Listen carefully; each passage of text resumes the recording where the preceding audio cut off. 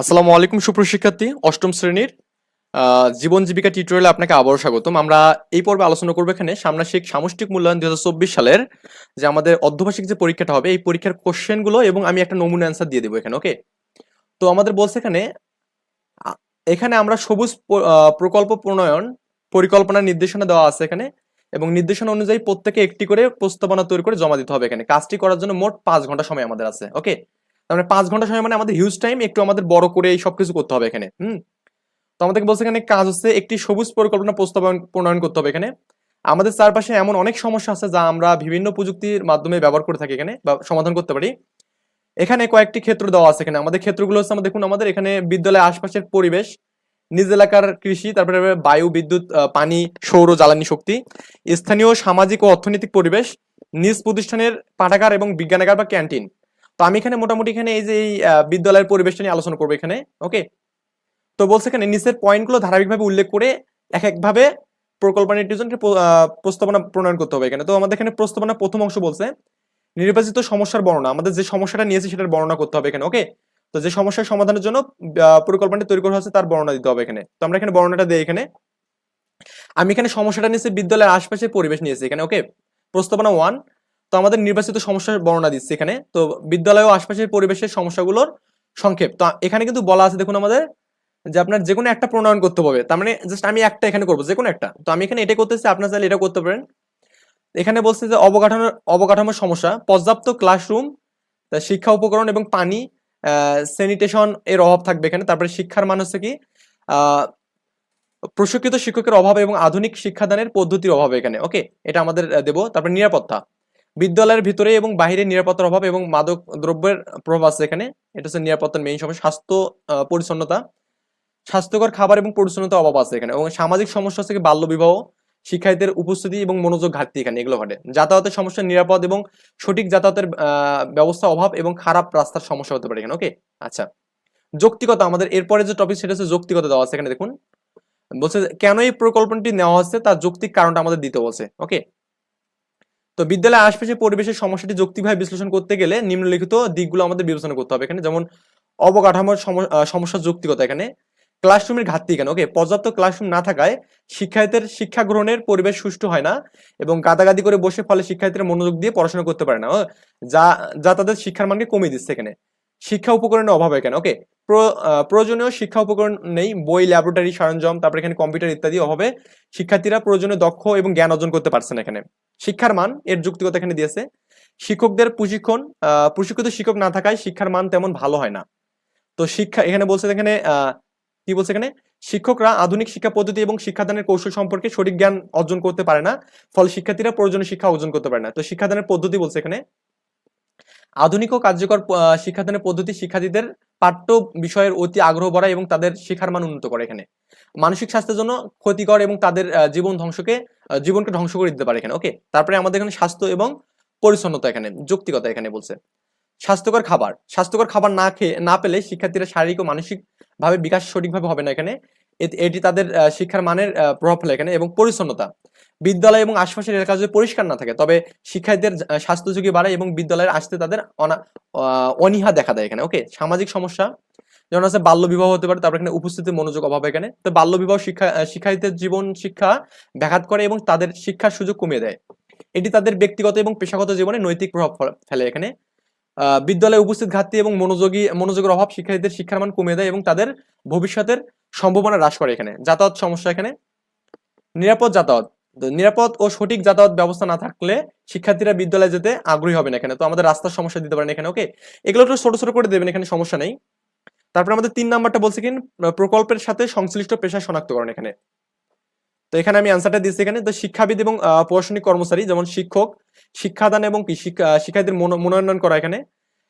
বিদ্যালয়ের প্রশাসন, আমাদের অবশ্যই প্রত্যেকটা বিদ্যালয়ে একটা করে প্রশাসন আছে, যেগুলো সরকারি, দেখবেন যে জেলা স্কুল যেগুলো আছে এখানে, পুলিশ লাইন যেগুলো আছে।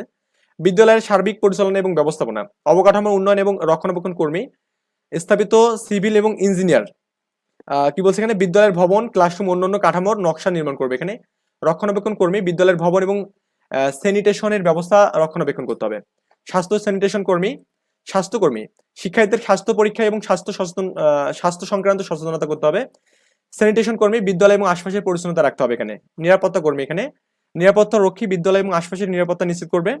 স্কুল পুলিশ অফিসার, ওকে, শিক্ষার্থীর নিরাপত্তা এবং আইন শৃঙ্খলতা রক্ষা করবে। সামাজিক কর্মী এবং কাউন্সিলর বলছে এখানে সামাজিক কর্মী এবং শিক্ষার্থীদের সামাজিক সমস্যার সমাধানে সচেতনতা বৃদ্ধি করবে। স্কুল কাউন্সিলর শিক্ষার্থীদের মানসিক এবং সামাজিক সহায়তা প্রদান করবে। পরিবহন কর্মী, এখানে বাস ভ্যান চালক যারা আছে এখানে তাদের কথা বলছে, যে শিক্ষার্থীদের নিরাপদ যাতায়াত নিশ্চিত করবে এখানে, ওকে। এবং পরিবহনের ব্যবস্থাও বিদ্যালয়ের পরিবহন ব্যবস্থা করতে হবে এখানে। সরকারি বেসরকারি উন্নয়ন কর্মী, তো এগুলো একটু জাস্ট দেখবেন, এভাবে এনজয় দিবে। আচ্ছা, তারপর আমাদের এখানে দ্বিতীয় প্রস্তাবনাটা আমরা একটু দেখি। ভবিষ্যৎ প্রযুক্তির মাধ্যমে প্রস্তাবিত সমস্যা সমাধান এখানে করব। যেমন আছে ভবিষ্যৎ প্রযুক্তি হচ্ছে আমাদের স্মার্ট ক্লাসরুম হতে পারে, তারপরে অনলাইন শিক্ষা প্ল্যাটফর্ম হতে পারে এখানে, তারপরে এখানে নিরাপত্তা ব্যবস্থা হতে পারে এখানে, তারপরে স্বাস্থ্য স্যানিটেশন হতে পারে, ওকে।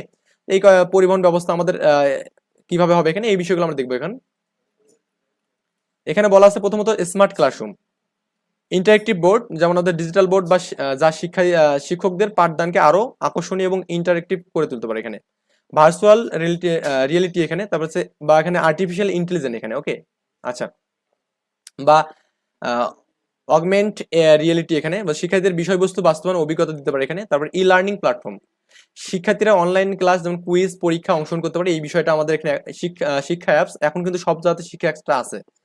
মোবাইল অ্যাপসের মাধ্যমে শিক্ষার্থীরা ঘরে বসেই পাঠ্য বই, ভিডিও, লেকচার, অন্যান্য কিছু করতে পারবে এখানে। স্মার্ট ক্যামেরা এবং সেন্সর, এখানে সেন্সর তো বোঝেন যেটা আমাদের এখানে কোনো কিছু সংকেত দেবে। বিদ্যালয়ের চারপাশে স্মার্ট ক্যামেরা এবং সেন্সর স্থাপন করে নিরাপত্তা নিশ্চিত করতে হবে। বায়োমেট্রিক্স অ্যাট ডেস্ক, ওকে, বিদ্যালয়ে প্রবেশের জন্য বায়োমেট্রিক্স সিস্টেম বা ফিঙ্গারপ্রিন্ট বা ফেস রিকগনাইজেশন ব্যবহার করতে হবে এখানে। স্বাস্থ্য এবং স্যানিটেশন, এখানে আমাদের এই বিষয়গুলো পড়বে এখানে, যে অটোমেটেড বা স্যানিটেশন ডিভাইস, যেমন স্মার্ট টয়লেট যা হাত ধোয়ার সিস্টেম বা স্বয়ংক্রিয় করবে এখানে। হেলথ মনিটরিং ডিভাইস, এখানে যে শিক্ষার্থীদের স্বাস্থ্য এবং পর্যবেক্ষণ করার জন্য স্মার্ট হেলথ মনিটরিং ডিভাইস করতে হবে। পরিবহন ব্যবস্থা, এখানে স্মার্ট বাস বা ট্র্যাকিং সিস্টেম এখানে করতে হবে।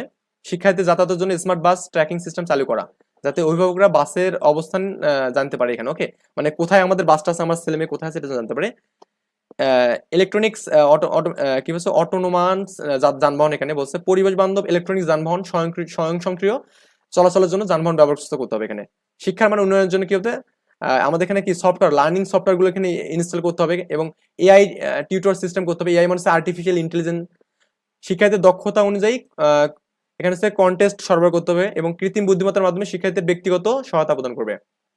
যোগাযোগ ও প্রশাসন, এখানে স্কুল ম্যানেজমেন্ট সফটওয়্যার, প্রশাসনিক কাজের জন্য স্মার্ট সফটওয়্যার, যাতে উপস্থিত ফলাফল এবং অন্যান্য তথ্য ডিজিটালের মাধ্যমে সংরক্ষণ করা যায় এখানে। ক্লাউড স্টোরেজ, এখানে বলছে শিক্ষার্থীর অ্যাসাইনমেন্ট এবং অন্যান্য তথ্য সংরক্ষণের জন্য এটা ব্যবহার করতে হবে। পরিবেশের উপর ব্যবস্থাপনা, এখানে এগুলো জাস্ট একটু স্ক্রিনশট নিয়ে একটু এগুলো দেখবেন এখানে, ওকে।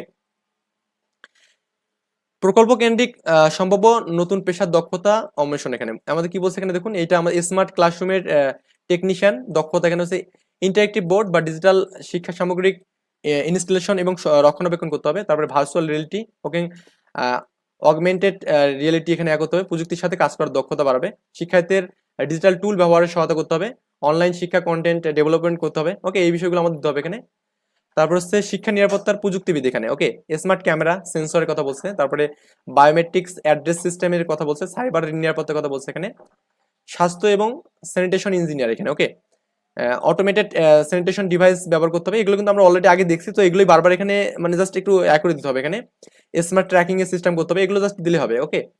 পরিবেশের উপর প্রভাবটা কেমন হবে, এখানে এই যে পরিবেশের উপর প্রভাবটা কেমন হবে, তো আমরা এখানে দেখবো যে শিক্ষার মান বৃদ্ধি করবে। সেটা কিভাবে করবে, যে উন্নত প্রযুক্তি এবং অবকাঠামোর শিক্ষার্থীদের শেখার আগ্রহ দক্ষতা বাড়াবে। অনলাইন ডিজিটাল শিক্ষার্থীদের শিক্ষার সুযোগ মান উন্নত করবে এখানে। স্বাস্থ্য স্যানিটেশন উন্নয়ন, স্বাস্থ্যকর টয়লেট পরিবেশ, এগুলো আমাদের জাস্ট দিলেই কিন্তু হবে এখানে, ওকে। স্বাস্থ্য মনিটরিং ডিভাইস, এগুলো করবেন কি, এখানে আমি সবকিছু বলা সম্ভব হচ্ছে না, আপনি স্ক্রিনশটটা নিয়ে বা ভিডিওটা স্টপ করে এখানে এগুলো লিখে নেবেন এখানে। নিরাপত্তা বৃদ্ধি, এখানে স্মার্ট নিরাপত্তা ব্যবস্থা, যেমন শিক্ষার্থীদের নিরাপত্তা নিশ্চিত করবে এখানে, ওকে। আচ্ছা, সামাজিক উন্নয়ন দিতে পারেন, অনেকগুলো ভাবে অনেকগুলো টপিকস আপনি চাইলে আপনি নিজের মতো করে কিছু দিতে পারেন এখানে। সমাজ এবং মানব কল্যাণে প্রকল্পটির উপস্থাপনা, এখানে ওকে। তো বলছে শিক্ষার মান এবং অভিজ্ঞতা বৃদ্ধি করবে। সমগ্র প্রকল্পের মাধ্যমে শিক্ষার মান উন্নয়ন করা যায়, যেন শিক্ষার্থীরা একটি প্রযুক্তি ও প্রাকৃতিক পরিবেশ শেখার সুযোগ পায় এখানে। ডিজিটাল শিক্ষা উন্নয়ন এবং অনলাইন শিক্ষা প্রস্তুতিকরণের জন্য আমাদের, তারপরে স্বাস্থ্য এবং নিরাপত্তা উন্নয়ন করতে হবে, ওকে। স্বাস্থ্য পরিস্থিতির উন্নতির মাধ্যমে শিক্ষার্থীদের ভালো স্বাস্থ্য নিশ্চিত করা এবং শিক্ষার্থীদের নিরাপত্তা এবং সুরক্ষা নিশ্চিত করার জন্য নতুন প্রযুক্তি ব্যবহার করা এখানে। ওকে, পরিবেশ সুরক্ষা ও বিকাশ এখানে পরিবেশের উন্নয়ন ও সংরক্ষণের পরিকল্পনার মাধ্যমে পরিবেশ বান্ধব প্রক্রিয়াগুলো সহায়তা হতে পারে এখানে। এবং শিক্ষার্থীদের পরিবেশ বিষয়ক শিক্ষা এবং বৈচিত্র্য উন্নয়নের জন্য স্বয়ংক্রিয় ভূমিকা পালন করবে। সমাজের উন্নয়ন প্রকল্প। তো এই হেডলাইনগুলো দিচ্ছি এবং এগুলো একটু জাস্ট এভাবে লিখে নেবেন এখানে। এভাবে আমরা এই একটা কাজ সম্পূর্ণ করবো এখানে। ওকে, আমরা নেক্সট টিউটোরিয়ালে এখানে ষষ্ঠ এবং সপ্তম শ্রেণীর আলোচনা করবো ইনশাল্লাহ।